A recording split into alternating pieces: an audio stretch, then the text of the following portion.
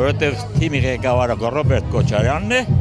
հենց դրա համար։ Ես նրան 50 տարի ճանաչում եմ, շատ լավ գիտեմ, շատ ինչ մարդ է նա, ազնիվ, արյունասեր։ Ես տեսնում եմ միայն Ռոբերտ Քոչարյանին, միայն նա կարող է հանել այս փոսից երկիրը։ Դա ինքը ապացուցել է։ Ինքը իր խոսքի տերն է, նրա բերանում սուտ չկա։ Եթե հարցը բարձրացնես, գտնի, որ արդարա ճիշտ է, ուրեմն համոզված եղիր, որ լինելու։ Այս աշխարհը տիրում են գայլերը, ոչխարները նեղ անելիք չունեն։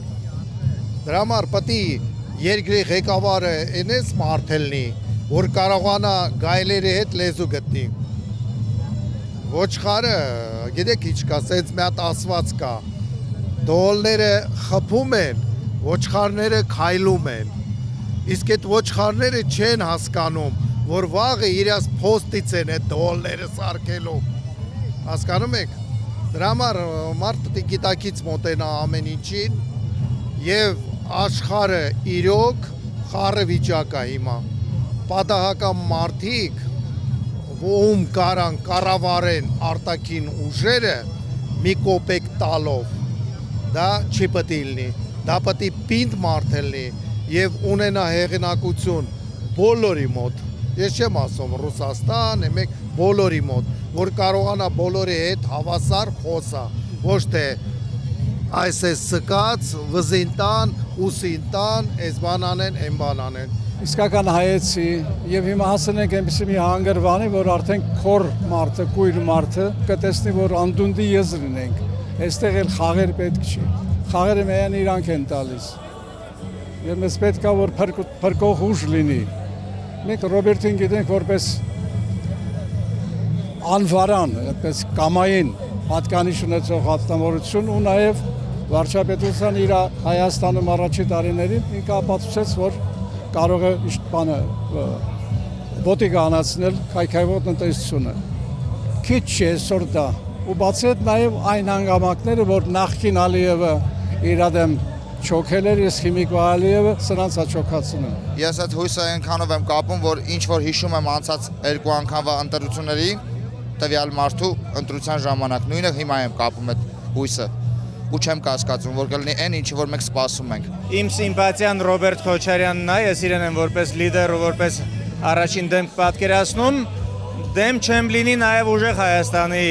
տեխնացուին, բայց ամեն դեպքում առաջինը իմ համար Ռոբերտ Քոչարյանն է։ Մի հատ խնդիր ունի, շատ է մնացել են հակափիարի ու դեմոնիզացիայի տակ, որ արել են իր հանդեպ։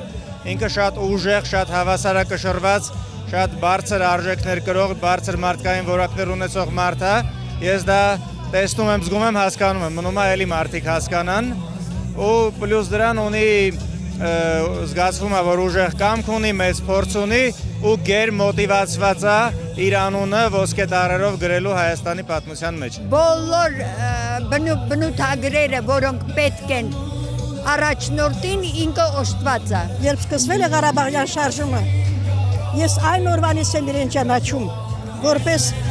առաջամարտիկ։ Միայն ու միայն նա կարող է մեր այս խճճված էությունից մեզ դուրս բերել։ Ռոբերտ Քոչարյանը այն անձնավորություն է, որը երկնչել երբեք ու երբեք չի երերում իր գործողությունների մեջ, վստահ է իր ուժերի նկատմամբ։ Կարելի ասել արուտեսակն է հայ ժողովրդի, ոչ թե Փասյանի կամ ասենք Սիրամարգի կեցվածքով, այլ հզոր այռուցի, վագրի կեցվածքն է, իսկ առաջնորդը պետք է այդ տիպարը լինի եւ մարմնավորի ամբողջ հայ ժողովրդի հույսն ու հավատը։ Պատահական չի մեր գերբի զինանշանի վրա գտնվող այռուցները։ Այդ տեսակն է մեր